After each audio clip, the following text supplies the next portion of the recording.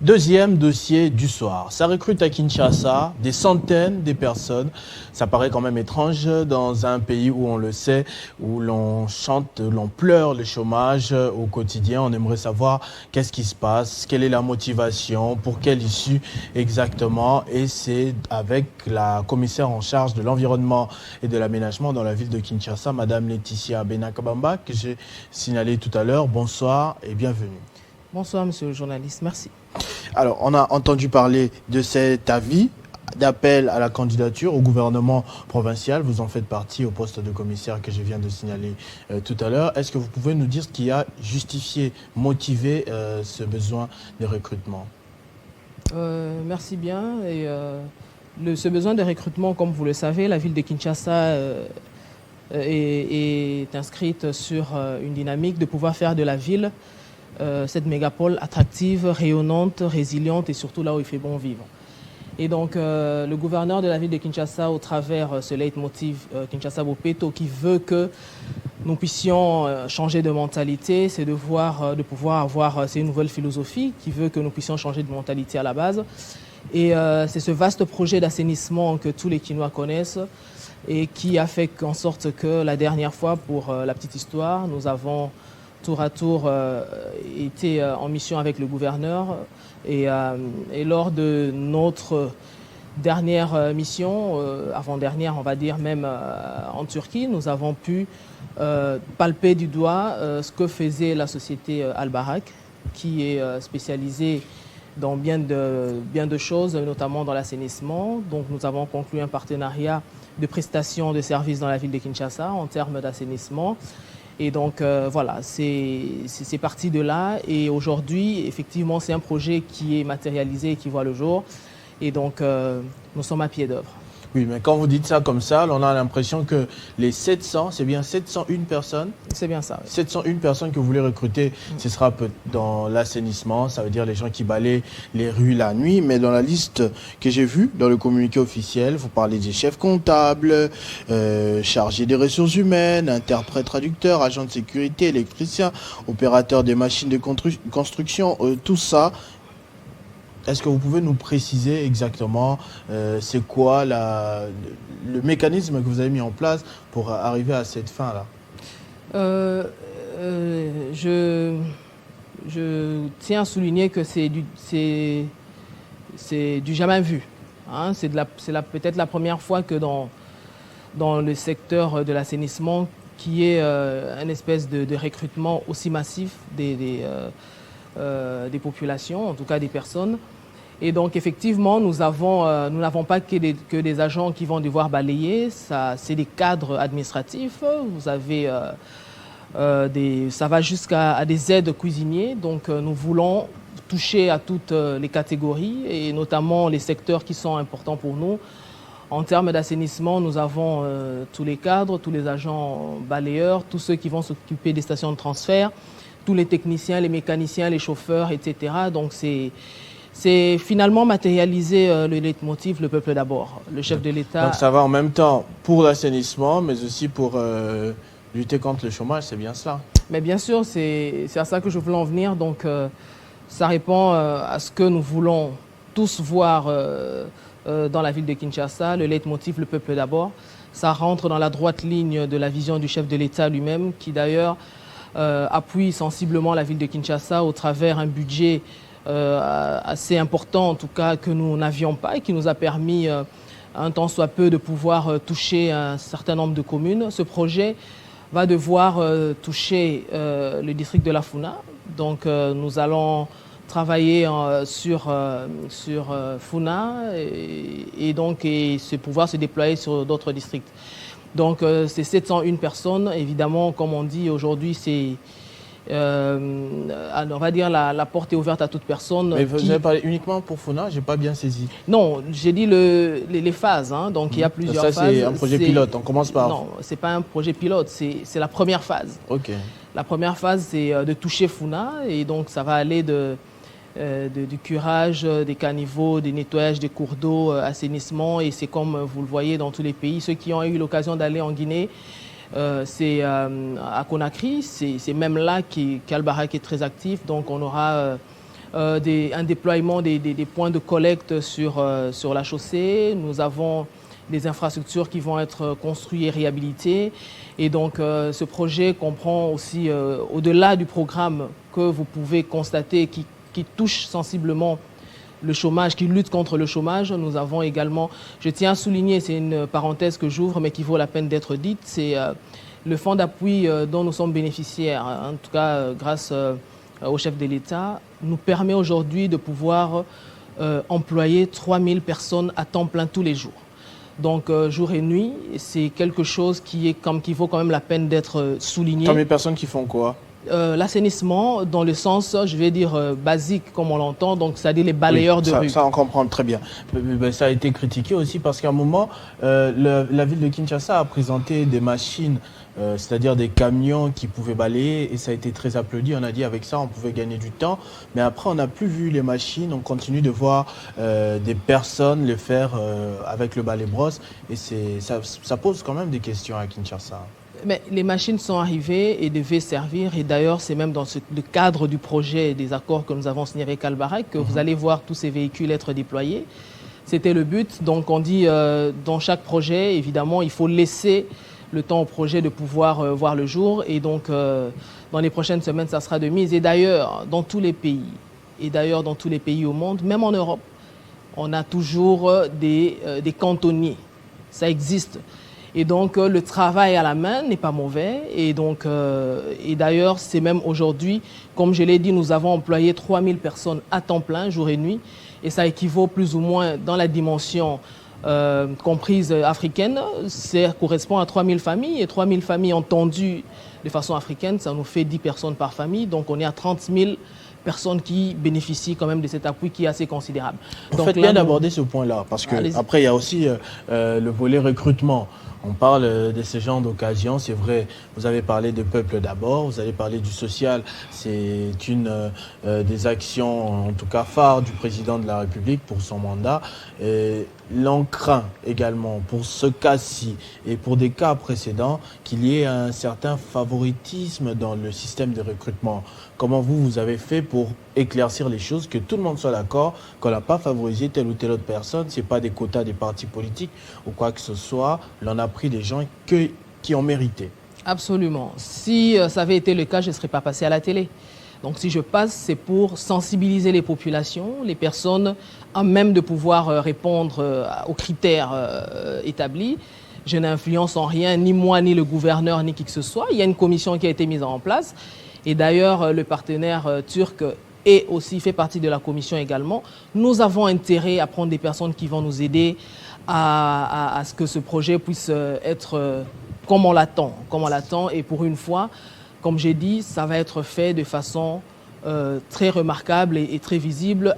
Aborder l'assainissement en touchant Funa, je pense que c'est une première. Pendant longtemps, on a critiqué la ville par le passé.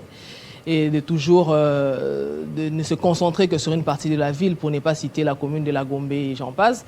Mais là, nous avons concentré pour la première phase nos efforts à Funa et le déploiement va s'en suivre pour d'autres districts. Donc, je répète, toutes les personnes intéressées, il y a un cahier de charges qui est mis à disposition dans mon cabinet. Ce cahier de charges détermine le profil des personnes qui devraient, selon les fonctions et les postes mis à disposition, les postes à pourvoir, ils devront passer pour consulter ce cahier de charges, ces termes de référence pour voir quel est le profil le mieux adapté pour lui. Et donc, il va pouvoir postuler. On a dit qu'on clôturait le 30 de ce mois-ci, sauf si disposition contraire, parce que c'est vrai qu'on est vraiment assailli des demandes. Et donc, voilà. Vous en avez déjà reçu jusque-là? Plusieurs. Des milliers, des centaines de milliers? Plusieurs centaines de milliers. Donc, c'est en train de suivre son cours et la commission continue à pouvoir récupérer tous ces CV qui, on va dire, pour la première partie, on va procéder par élimination des CV qui ont répondu aux exigences des termes de référence. Et ensuite, ils s'en suivront des interviews en face-to-face pour pouvoir, comme on dit, affirmer ce qui a été écrit. Écrit dans le CV. Voilà, c'est ça. Exactement. Donc là, vous avez souligné quelque chose de très important, que souvent on a parlé de Gombe. Lukunga plus particulièrement, mais cette fois le projet démarre à partir de la Funa. Après l'expérience de Funa, est-ce que vous pouvez nous dire un peu les idées, ce que vous avez à entreprendre jusque-là pour Kinshasa, pour très prochainement, surtout dans votre secteur de l'environnement et de l'aménagement de la ville de Kinshasa? Ce que nous allons entreprendre, je vais dire, on va continuer dans le même élan, le but étant de pouvoir couvrir la ville de Kinshasa. Donc la première phase, comme j'ai dit, c'est toucher Funa et toutes les communes de Funa. Et donc on va travailler sur la partie, comme j'ai dit, le petit curage, le curage des caniveaux, le nettoyage des cours d'eau, les poubelles qui seront les points relais, je préfère les appeler comme ça, de proximité, donc des points de collecte de déchets, et puis pouvoir permettre aux populations, parce que vous remarquerez que nous avons beaucoup de marchés pirates qu'on essaye d'éliminer au fur et à mesure. L'instruction avait déjà été donnée par le gouverneur et suivie par mon collègue de l'Intérieur. Il y a des initiatives après, parce que quand on les chasse après... Non, je dis que je voulais exprimer le fait que nous aurons finalement à ces endroits, puisque ces personnes, nous continuons la sensibilisation des populations, mais à ces endroits-là, nous avons prévu justement de pouvoir avoir des points de collecte. Et donc, au travers des bacs bennes, ceux qui comprennent le jargon, donc pourront comprendre que, alors là, les camions adaptés viendront les piquer pour pouvoir les emmener là où il se doit. Donc, on va continuer dans le même élan. Après Funa, nous irons dans un autre district. Je ne préfère pas le dire maintenant, mais il y a Lukunga, il y a Moamba et il y a Tchangou. Et donc, je pense que Kinshasa-Bopeto, déjà, comme vous l'avez constaté, nous avons travaillé sur l'embellissement et nous avons travaillé sur l'assainissement, embellissement et bien d'autres choses, dont je citerai éventuellement le projet sur le boulevard Lumumba, à Limete, vers Tchangou, etc. également. Et nous n'avons plus, allez, je vais dire, la bonne foi, la volonté politique n'est plus à démontrer. Le gouverneur de la ville de Kinshasa ne cesse de le dire. Il aimerait laisser des traces indélébiles en termes autant de gouvernance que de réalisation. Nous avons Elengesa qui rentre dans le cadre de ce que nous voulons. Parce que j'allais vous demander de les énumérer petit à petit. Il y a des gens qui disent qu'aux gens de Sénégobila, voilà, ils ne travaillent pas, ils chantent seulement pour le chef de l'État. Si vous pouvez énumérer 5 grands projets, pas plus, qui vont changer la vie des Congolais, si ça n'a pas déjà été le cas, pour le moment réalisé par Chantini Gobila. Je pense que les Quinois en sourient comme moi parce que la population est bien consciente et voit au quotidien les efforts et les réalisations du gouverneur. J'ai commencé par le dire. Nous avons travaillé sur Elengesa. Tout le monde a vu, ça n'a jamais existé. Une route transcommunale qui traverse 6 communes et qui demain va pouvoir désengorger sensiblement la circulation. Et donc le pont Bongolo on a jeté le pont Bongolo et on va devoir aménager aussi les accotements. Donc, vous êtes à 2 s'il vous plaît. 2 Quoi ça? J'ai demandé 5, vous êtes à 2. Alors, écoutez, et nous avons dans le cadre de mon secteur, je vais revenir sur mon secteur, vous avez le grand projet qui a été inauguré, l'usine inaugurée par le président de la République lui-même, Okeplast. Je l'ai dit et je ne sais pas. Il y a déjà des retombées, parce que ça fait quand même quelques mois. Mais non, il n'y a pas quelques mois. Ce projet existe depuis 1 an et demi. Que nous sommes en partenariat avec Okeplast. Le public suit et vous ramène des plastiques et tout. Oui, bien sûr. On est passé de 2 tonnes jour. Aujourd'hui, on en est à 35 tonnes tous les jours ramassées. Ça équivaut à 35 000 kilos de bouteilles en plastique que nous ramassons tous les jours. Et donc, contre-paiement, etc. Donc, ça veut dire que moi, comme je l'ai dit, ma politique environnementale est basée sur plusieurs piliers, notamment la promotion de l'économie circulaire, parce que je reste convaincu que en mettant en avant les déchets et en les présentant comme une ressource et que la population percutait cela, la ville va se nettoyer par elle-même parce qu'on va finir par découvrir que, comme on dit en lingala, déchets comme à COP. COP, pourquoi? Parce que demain, ça pourra répondre à un besoin, permettre à des familles d'arrondir les bouts du mois et de nouer les bouts du mois, pardon, et de pouvoir avoir de quoi se mettre sous la dent au quotidien. Donc, c'est un projet qui nous a vraiment tenu à cœur. Nous avons mis à disposition, j'ai mis à disposition avec l'autorisation du gouverneur de la ville de Kinshasa sur ce projet 100 terrain, sans point C'est d'emplacement. beau. C'est beau, enfin, entendre comme ça, mais est-ce que vous en avez les moyens? Vous avez vraiment les moyens de votre politique pour emmener ça jusqu'au bout? Parce que quand on dit COP, c'est COP. Les Quinois, c'est un travailleur, il va vous trouver tous les déchets que vous voulez. Mais bien Après, sûr, vous pourrez, bien sûr. Non, mais le projet, on dit que aujourd'hui, la ville de Kinshasa vous produit 10 000 tonnes de déchets par jour. Ça équivaut à plus ou moins 3 millions de tonnes par an. Donc, il y a de la matière. Et le but pour moi, j'ai énuméré un des piliers de ma politique environnementale. J'ai également le renforcement des capacités des acteurs travaillant dans le secteur. C'est de pouvoir travailler sur, permettez-moi de le dire, j'ouvre la parenthèse et je referme, je lance pour une première fois la foire internationale sur du recyclage des déchets, donc qui va permettre à ce que les acteurs qui travaillent dans l'économie circulaire, dans le recyclage des déchets, puissent se rencontrer, autant ceux qui travaillent dans les équipements, dans la transformation, etc. des déchets. Parce qu'aujourd'hui, vous et moi, on peut être auto-entrepreneurs avec les déchets que nous produisons à la maison au quotidien, pouvoir produire du gaz, si je dois vous traquer pour ne plus déforester ou couper les arbres, je dois pouvoir vous sensibiliser à pouvoir capitaliser les déchets que vous produisez au quotidien. Pourquoi pas faire du makala bio comme le font tous les autres maintenant et bien d'autres choses. Comme on dit, la limite, c'est l'imagination. Et il y a beaucoup d'acteurs dans le secteur qui ont déjà des micro-projets et que nous voulons justement fédérer afin que nous puissions avoir plusieurs filières en termes de transformation et de valorisation des déchets. Donc, effectivement, comme je l'ai dit au début, mon cheval de bataille ou mon combat, c'est de pouvoir mettre dans la tête des Quinois, et d'ailleurs c'est même le but de la tenue de la foire, c'est de pouvoir faire comprendre aux gens que le recyclage ou l'économie circulaire, comme dans bien d'autres pays dans le monde qui ont compris, permet aux villes, aux pays de se nettoyer par lui-même. À partir du moment où on commence à voir ces déchets comme une ressource et qu'on les capitalise à la fin pour pouvoir créer de la valeur ajoutée et surtout de l'emploi. C'est très bien. Est-ce que vous pouvez lancer un tout dernier message pour qu'on termine aux 701 personnes attendues, en tout cas les prochains membres du personnel administratif de la ville de Kinshasa, ceux qui ont déjà déposé leur CV et qui attendent, et ceux qui hésitent encore, comme j'ai dit tout à l'heure, par tel ou tel autre stéréotype, ils se posent des questions, est-ce que ça va vraiment marcher? Est-ce que vous pouvez lancer un message clair, précis sur comment ça se passe et pourquoi ils devraient vous suivre? Les personnes intéressées à postuler peuvent se rapprocher du cabinet ou sur le site mediacongo.net. Il y a le communiqué qui est dessus ainsi que les termes de référence qui déterminent le profil des personnes en fonction des postes à pourvoir.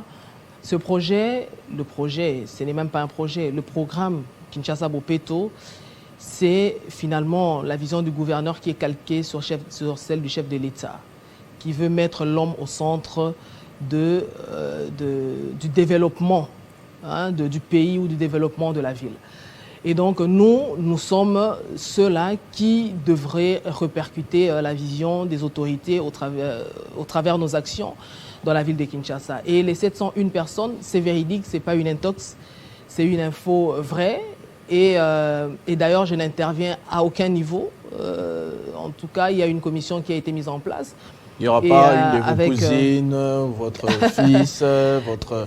Non, mais c'est ce que je vous ai dit. Celui qui se sent apte à postuler peut postuler. Et donc, je n'influe en rien. Et d'ailleurs, je suis retranché dans tout ça. Tout ce que je fais, c'est de pouvoir m'assurer que tout se passe correctement comme on le veut. Et pour une fois, on pourra voir dans la ville de Kinshasa tous les citoyens, toute personne lambda. Et comme je l'ai dit au début, ça va jusqu'à des aides cuisiniers. C'est-à-dire qu'on veut mettre les employés, ceux qui vont travailler sur ce projet, dans des conditions acceptables, comme le veut d'ailleurs la vision Kinshasa Bopeto, qui veut faire de cette ville une mégapole attrayante, attractive, rayonnante, mais surtout là où il fait bon vivre. Madame Laetitia Bena Kabamba, merci beaucoup d'avoir répondu à cette invitation. Je vous en prie. Je rappelle, vous êtes commissaire général dans le gouvernement provincial de Kinshasa en charge de l'environnement et de l'aménagement. C'est ça, merci. Merci également à vous d'avoir suivi ce numéro de Kinshasa Direct qui est déjà terminé. Dans 10 minutes exactement, vous aurez la grande édition du journal de Gloria Mbouya. Je rappelle que nous avons parlé de plusieurs thématiques, à part la toute dernière abordée tout à l'heure avec Madame la Commissaire Générale. Nous avons également évoqué avec le coordonnateur des mouvements citoyens en RDC, M. Justin Bahati, des questions d'ordre politique telles que la libération, l'acquittement de Vital Kamerhe, mais également des sécurités. La RDC est en guerre et pas seulement l'Est de la République démocratique du Congo. On retiendra ces messages forts adressés ce soir à toute la population. L'on se retrouve très prochainement avec le même plaisir. Entre-temps, restez fidèles au programme de votre chaîne Télé 50. Vivez heureux, vivez 100 ans, mesdames et messieurs.